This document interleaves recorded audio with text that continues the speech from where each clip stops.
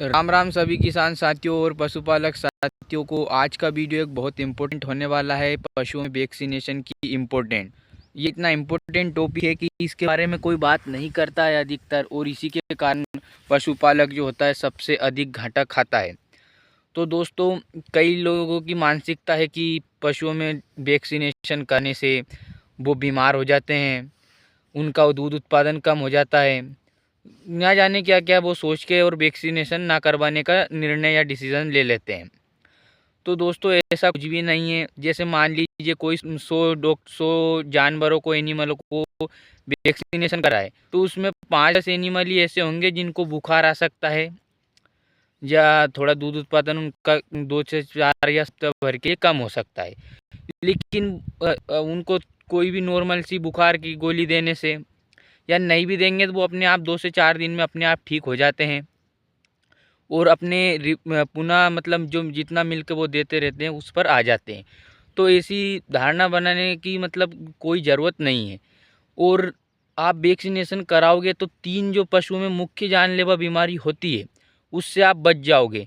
एक होती है HS, जिसको हम गलघोटू कहते हैं, गले में सूजन आ जाती है पशु के, और पशु कुछ भी खाना पीना नहीं करता और इसमें पशु की मौत हो जाती है। एक होती है FMD, जिसको फुट एंड माउथ डिसीज़ के नाम से जाना जाता है, खुरपका मुँह पका। इसमें भी पशु अधिकतर तो मरता नहीं है, लेकिन इतनी ख़राब कंडीशन पशु की हो जाती है, इतना कमज़ोर वो हो जाता है कि मतलब कम से कम 4 से 5 महीने में वो अपनी पहले जैसी स्थिति में आ पाता है। तो उसका एक भी हाथ तो यूँ मानो कि गया। एक होती है BQ, ये ठंड के दिनों में अक्सर देखी जाती है, जिसको लंगड़ा बुखार भी कई किसान साथी कहते हैं, कई पशुपालक कहते हैं। तो वैक्सीनेशन हम कराएंगे तो इन तीनों जो बीमारी है इससे तो बचेंगे ही, और इसमें कोई ज़्यादा खर्च नहीं आता है किसान साथियों, पशुपालक साथियों। एक पशु पे 3 से 5 ml की डोज होती है। किसी भी आप नज़दीक चिकित्सालय में, जो आपके नज़दीक सरकारी चिकित्सालय, उसमें जाके आप बोलेंगे तो 10 रुपये प्रति पशु का वो चार्ज लेते हैं और आपके यहाँ पे वैक्सीनेशन कर जाएंगे।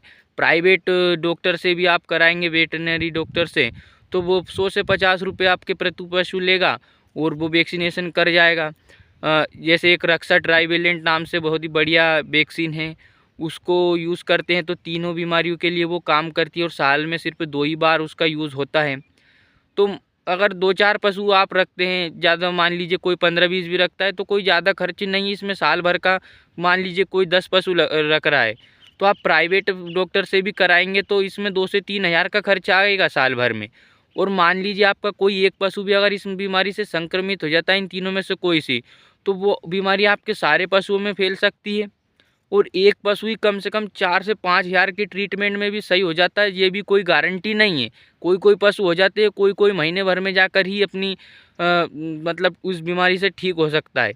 तो पूरा डेयरी फार्म बर्बाद हो सकता है इस ज़रा से छोटे सी मिस्टेक की वजह से। इसमें कोई ज़्यादा खर्च नहीं आता दोस्तों। तो मेरा आपसे यही कहना है, मेरा खुद का प्रैक्टिकल भी रहा है। मेरे घर में हमारे चाचा जी है, उनके फार्म पर अभी एक बीमारी आई थी, तो बहुत ज़्यादा परेशान उनके पशु थे और साथ में वो भी परेशान थे, क्योंकि हम सब जानते हैं पशुपालक अपने पशुओं को परेशान नहीं देख सकता है। तो किसान साथियों, वैक्सीनेशन ज़रूर करवाना चाहिए। और वैक्सीनेशन करवाते तो हम अपने पशु को इन तीनों जानलेवा बीमारियों से बचा सकते हैं और अपनी फार्म को अच्छे से रन कर सकते हैं। तो दोस्तों, यही इतनी बात कहना चाहता हूँ आज के वीडियो में। अगर वीडियो पसंद आया तो लाइक कर देना, और हाँ, फिर से बोल रहा हूँ, वैक्सीनेशन आपके पशुओं में आप ज़रूर कराएं, बहुत ज़्यादा कोई खर्च नहीं आएगा।